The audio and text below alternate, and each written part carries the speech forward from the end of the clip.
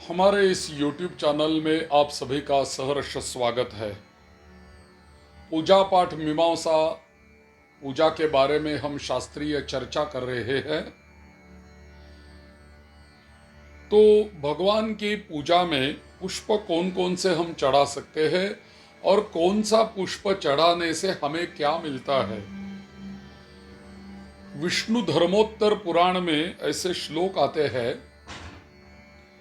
श्वेतैः पुष्पैः समभ्यर्च सर्वान् कामान् अवाप्नुयात्।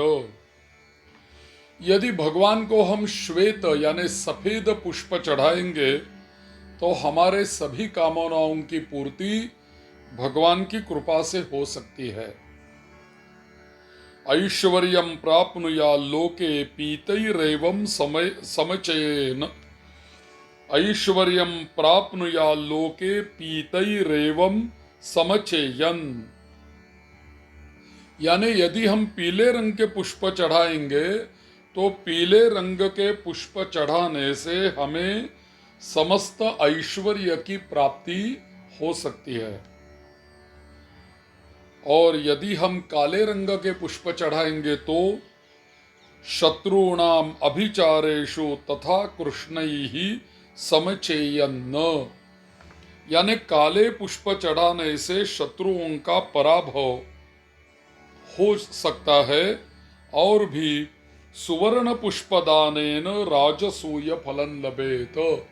यदि हम सोने के कोई पुष्प तैयार करेंगे और स्वर्ण पुष्प चढ़ाएंगे तो स्वर्ण पुष्प चढ़ाने से राजसूय यज्ञ की फल प्राप्ति हमें हो सकती है। तो पुष्पों का इतना महत्व है। लेकिन ऐसा है कि कौन कौन से भगवान को क्या क्या प्रिय है। जो कार्तवीर्य होते हैं, कार्तिक, उनको क्या प्रिय है तो कार्तवीर्य को दीपक प्रिय है। भगवान सूर्य नारायण को नमस्कार प्रिय है। भगवान विष्णु को स्तुति प्रिय है। भगवान गणेश जी को तर्पण प्रिय है। दुर्गा माँ को पूजा प्रिय है। और भी शिवजी होते हैं, महादेव होते हैं, उनको अभिषेक बहुत प्रिय है। एकंतु नलिनम स्वर्ण पुष्पम कृत्वा समर्पयेत सर्व पापाद्विनिर्मुक्तः शाश्वतीं गतिमाप्नुयात्। एक विष्णु रहस्य में श्लोक आता है कि एक सोने का कमल पुष्प बनाकर भगवान विष्णु को चढ़ाने से सभी पापों से मुक्ति मिल सकती है। सभी पापों से मुक्त होकर शाश्वत गति मानव प्राप्त कर सकता है। ऐसा विष्णु रहस्य में आया है। भगवान विष्णु को रत्न पुष्प भी अच्छे लगते हैं और रत्न पुष्प चढ़ाने से भक्त को सिद्धि प्राप्त हो सकती है। वस्त्रों के यदि हम पुष्प बनाकर भगवान को चढ़ाएंगे तो हमारी अभीष्ट कामनाओं की पूर्ति भगवान से हो सकती है। लेकिन शुष्क सूखा हुआ पुष्प, जला हुआ पुष्प, कीट लगा हुआ पुष्प, या तो आग से जला हुआ, पृथ्वी के ऊपर गिरा हुआ, पुराना, बासा, रखा हुआ, अविकसित, जो खिला नहीं, दुर्गंध युक्त, तीक्ष्ण गंध वाला पुष्प, गंधहीन पुष्प और स्मशान में लगा हुआ, चौराहे पर लगा हुआ पुष्प कभी भी देवताओं को नहीं चढ़ाना चाहिए। इन पुष्पों का निषेध किया है। शुष्क, सूखा हुआ, जला हुआ, कीट लगा हुआ और भी तो जमीन के ऊपर गिरा हुआ ऐसे पुष्प भगवान को नहीं चढ़ाते और चढ़ाना नहीं चाहिए।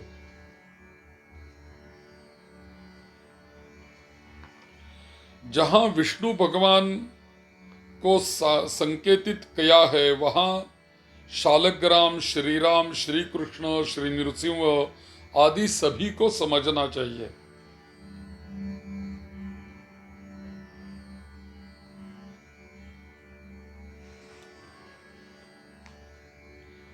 करवीर, कुशपुष्प, अशोक, माघवी, लता, वासंती, गोजरा, मालती, कुंदे का पुष्प, शतपुत्र, कमल, केसर पुष्प, चंपा, वासंती, अडूसा, गोजरा, मल्लिका, मोगरा, बेला, चमेली, केतकी, केवड़ा, बकुल, मौलवी, कमल, जायफल, सदाबहार, कर्णिकार, अमलतास, चंपा के पुष्प विष्णुवादी देवताओं को चढ़ाना चाहिए।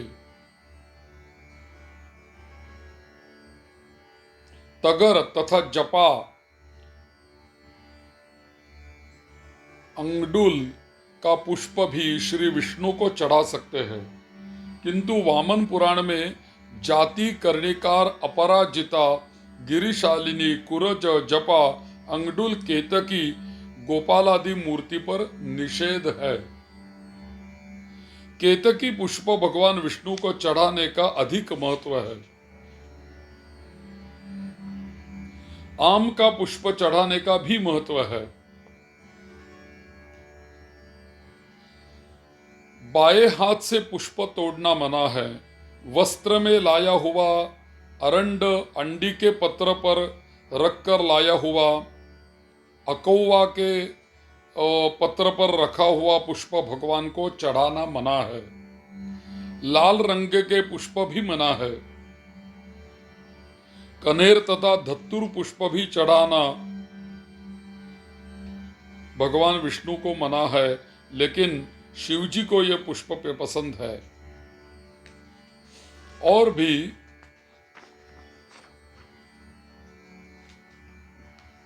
शिव पूजा में कौन कौन से पुष्प योग्य होते हैं? शिव पूजा में भी अकाव यानी अर्क, कनेर, अपामार्ग, कुशपुष्प, शमीपत्र, धत्तुर, कमल, अगस्त का पुष्प, चमेली, गुलाब, मंदार, धत्तुरा, आक, सदाबहार, शमी पुष्प, कटाई, उशीर, तगर, नागकेशर, शिंशिपा, उमर, जया, बिल्वपत्र, मालती, नागकेसर के पुष्प अर्पित करना चाहिए। शिवजी को यही पुष्प प्रिय है।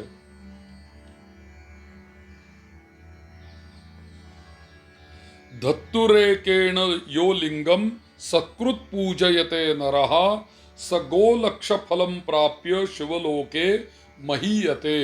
ऐसा एक नारद पुराण में श्लोक आता है, एक धत्तुरे का पुष्प चढ़ाने से लाख गोदान का फल हमें प्राप्त हो सकता है। तो भगवान शिव जी के पिंडी के ऊपर धत्तुरे का पुष्प चढ़ाने से हमें गोदान का फल मिलता है। जो बिल्व पत्र होता है वो सूखा हुआ भी हम चढ़ा सकते हैं। शुष्काण्यपि च पत्राणि श्री वृक्षस्य निवेदयेत। तो शिवजी को बिल्व पत्र सूखा भी चढ़ा सकते हैं।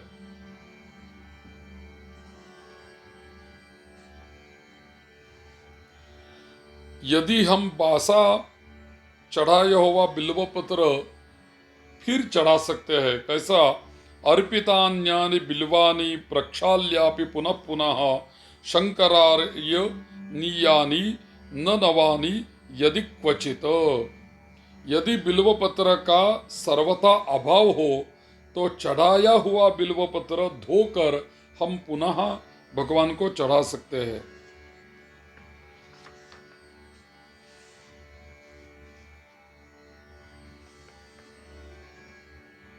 षाण्मासानन्तरं बिल्वपत्रं पर्युषितं भवेत।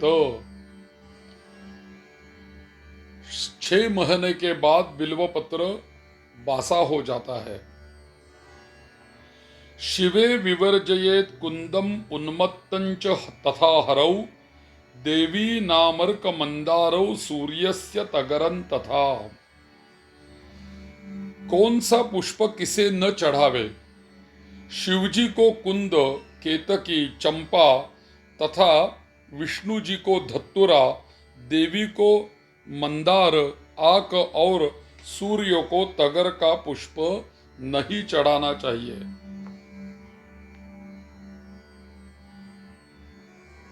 लेकिन भगवान सूर्य नारायण को कनेर, अकाव, जपा, गुड़हल, कमल, अगस्त, कुश, श्वेत मंदार, नागकेसर, चंपा, कदम्ब, चमेली, दूर्वा, कुशा, अशोक, भृंगराज, तमालपत्र का पत्र, केतकी, तुलसी, रक्तचंदन सूर्य नारायण को अधिक प्रिय है।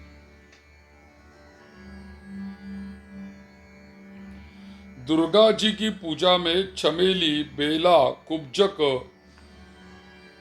अकाव, कुशकी, मंजरी, बिल्वपत्र, केतकी, बंधुक, कन्हेर, कदम्ब, चंपा, जायफल, सदाबहार, तगर, अर्जुन, मल्ली, कटाई पुष्प की प्रशस्ति मान्य है।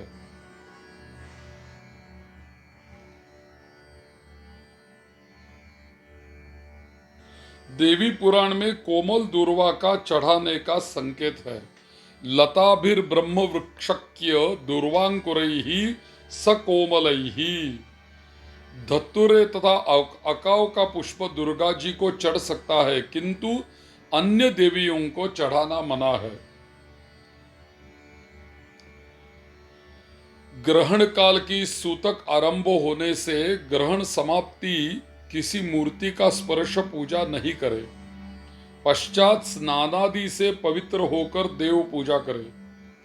बालक के जन्म काल तथा मरण काल में भी 10 दिन तक मूर्ति के स्पर्श तथा पूजन का विधान नहीं है। दूर्वा स्वाभिमुखाग्राह तुलस्यादि पत्रम आत्माभिमुखं युज्यमेव समर्पणीयम।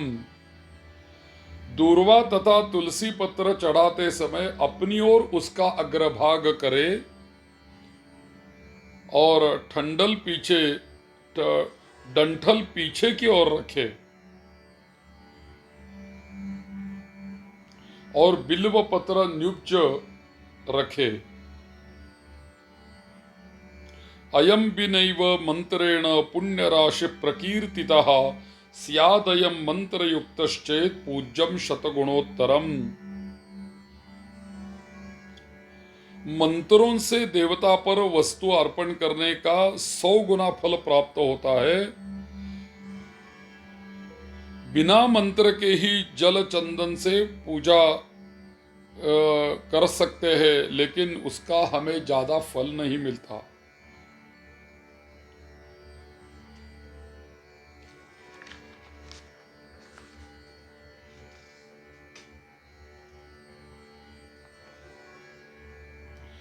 यथोत्पन्नं तथा देयं बिल्वपत्रो मधोमुखं नार्पयेत् कुसुमं पत्रं फलं देवे ह्यधोमुखं पत्र पुष्पादिकं विप्र यथोत्पन्नं तथार्पयेत्।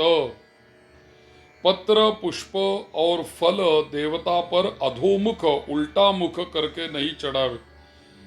पत्र पुष्प जिस रूप में होते हैं उसी रूप में चढ़ावे, किंतु बिल्व पत्र उल्टा चढ़ावे। सूखे पत्ते तथा पुष्पों से देव पूजा न करे। आंवला, खैर, बिल्व और तमालपत्र के पत्र आदि छिन्न भिन्न हो तो भी वह दूषित नहीं होते। कमल 3 दिन तक शुद्ध रहता है, बिल्व पत्र सदा शुद्ध होता है। लेकिन स्नान के पश्चात पुष्प को नहीं तोड़े। स्नात्वा पुष्पन्न गृह्णीयात् देवा योग्यन्त दीरितम। स्नान करने के पश्चात पुष्पों को नहीं तोड़ना चाहिए, वे पुष्प देवताओं के योग्य नहीं रहते। स्नानं कृत्वा तो यत्किंचित् पुष्पं गृह्णन्ति वै द्विजाः पितरस्तन्न गृह्णन्ति न गृह्णन्ति च देवताः।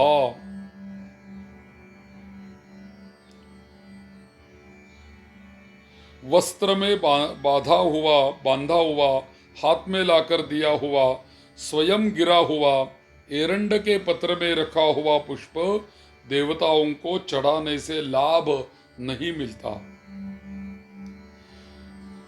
वृंतच्छिन्नं बिल्वपत्रं शिवाय तु समर्पयेत, वृंतच्छिन्न पत्रं तु सूर्याय च समर्पणम्। बिल्वपत्रस्य प्लवनं दंडं हित्वा तु प्लावयेत, वृंतसंप्लावनादेव सिद्धिं हरति राक्षसः। शिवजी को बिल्वपत्र चढ़ाने में डंठल तोड़कर ही चढ़ाना चाहिए।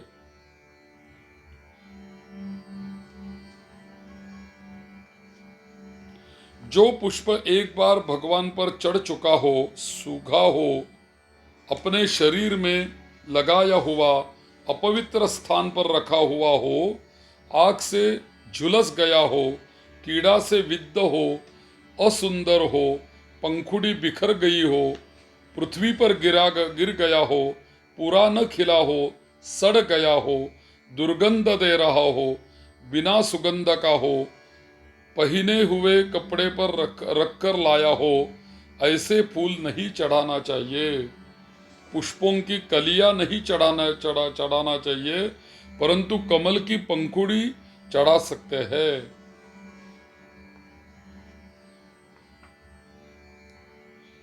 ऐसा बहुत सारा ज्ञान ये पूजा पाठ मीमांसा में आता है। आगे आगे जरूर हमारे इस चैनल पे जुड़े रहे। ज़्यादा से ज़्यादा शास्त्रीय जानकारी आपको हम देने का प्रयास करेंगे।